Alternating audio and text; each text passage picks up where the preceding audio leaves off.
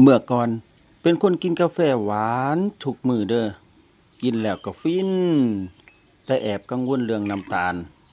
ช่วงนี้เลยลองปรับหันมากินกาแฟแบบดูแลสุขภาพมากขึ้นตัวนี้เป็นพี่คอฟฟี่รสชาติก็ยังโอเคอยู่เด้อบ่จืดเกิน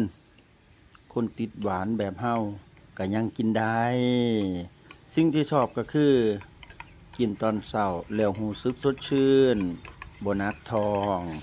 พกง่ายชงง่ายตอนนี้ยังบ่ได้บอกว่ามันดีเลิศปานใดแต่ก็คือว่าเป็นอีกทางเลือกหนึ่งของคนอยากลองอยากลดหวานผู้ใดสายกาแฟคือกันลองเปิดใจเบิ่งเด้อพี่คอฟฟี่กาแฟเพื่อคนรักสุขภาพ